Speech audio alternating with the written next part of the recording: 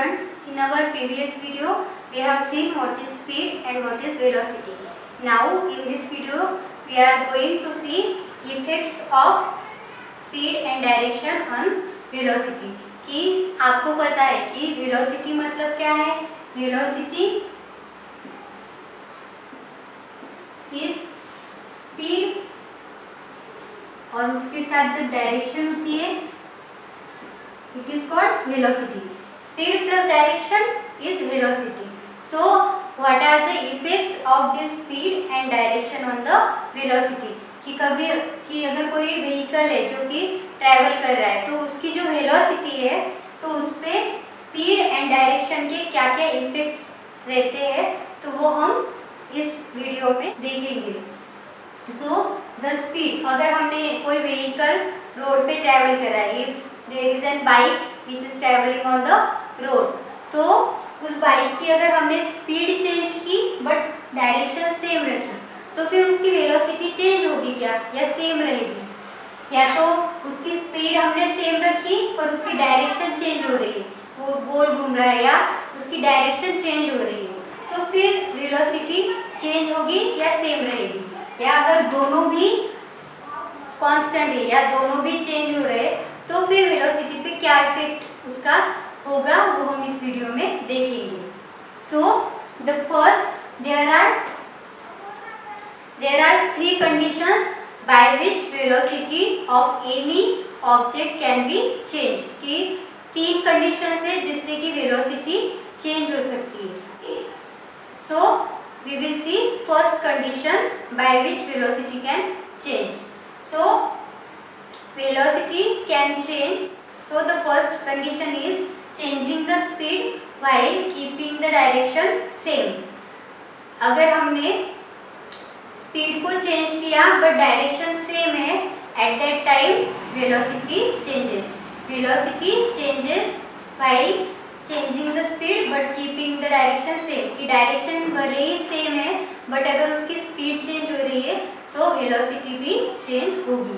Then the next condition is changing the direction while keeping the speed same.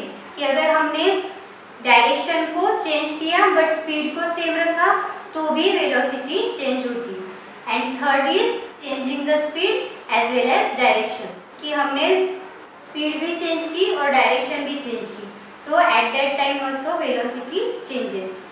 So velocity कब कब change हो सकती है? कि अगर हमने स्पीड को सेम रखा बट डायरेक्शन की चेंज की तब भी वेलोसिटी चेंज होगी. अगर हमने स्पीड चेंज की डायरेक्शन सेम रखा तो भी वेलोसिटी चेंज होगी. और अगर स्पीड भी चेंज हो रही है और डायरेक्शन भी चेंज हो रही है तब भी उस जो व्हीकल है या वो ऑब्जेक्ट है तो उसकी वेलोसिटी चेंज होगी. Now we will see the next topic, that is uniform and non uniform motion. Uniform and non uniform motion क्या है तो वो हम देखेंगे with the help of example.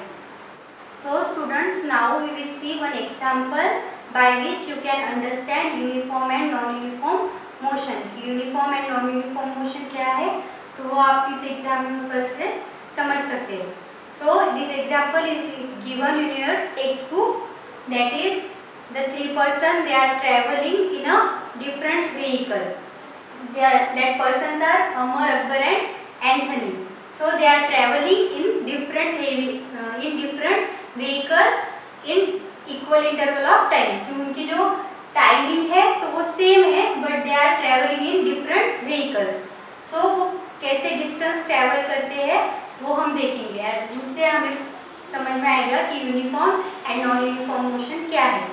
So the timing they are the interval of timing is like that 5 AM, then 5:30 AM, then 6, 6:30 AM, 7 and 7:30 AM.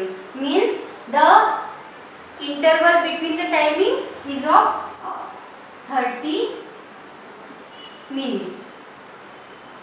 Okay? So ये जो timing है उनकी ट्रैवल करने की तो उसके बीच में 30 मिनट्स का इंटरवल है. Okay? Now we will see first distance covered by the Amar ने कैसे डिस्टेंस कवर किया. So at 5 AM distance covered by him was 0, कि अभी तक वो निकला नहीं है, 0 पे रेस्ट पे है। Now after an half hour at 5:30 AM he travelled 20 kilometer distance. उसने हाफ आवर के बाद 20 किलोमीटर डिस्टेंस ट्रेवल किया। Then in next half hour means at 6 AM he covered distance of 40 kilometer. Means उसने पहले ही 20 kilometre किया था, फिर वो 40 किलोमीटर गया, मतलब उसने कितना डिस्टेंस ट्रेवल किया after half an hour 20 kilometer. Then in next half an hour he covered distance 60 kilometer. Means फिर से उसने 20 किलोमीटर ही डिस्टेंस ट्रेवल किया। Then in the next half hour he travelled 80 kilometer distance.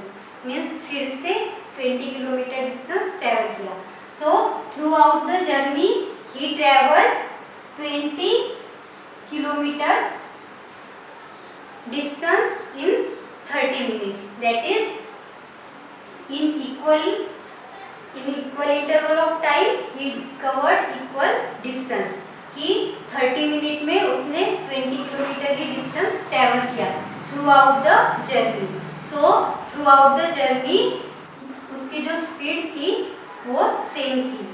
So it is called uniform motion. The distance when an object cover equal distance in equal interval of time, it is called uniform motion।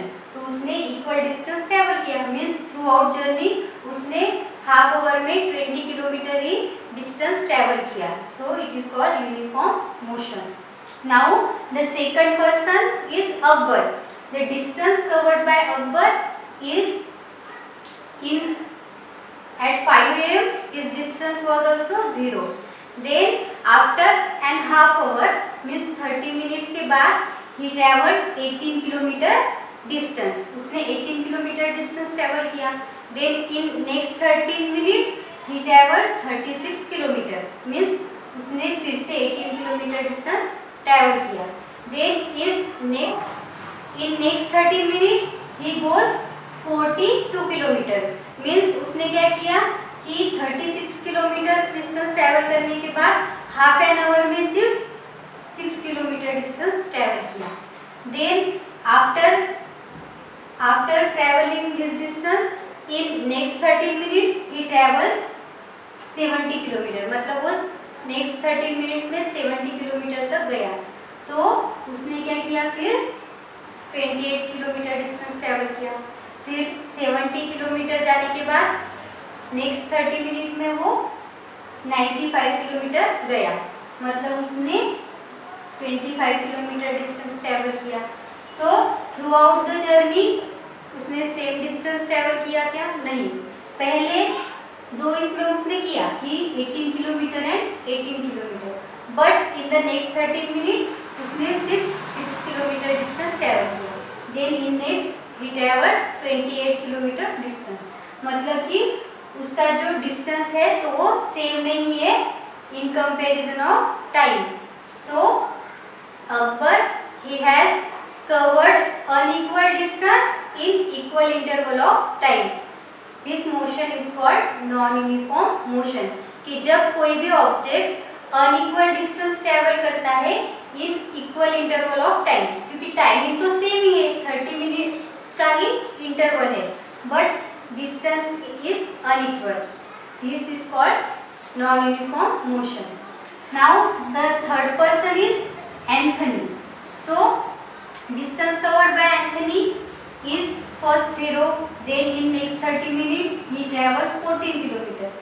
Then in the next 30 minutes he travelled 28 kilometer.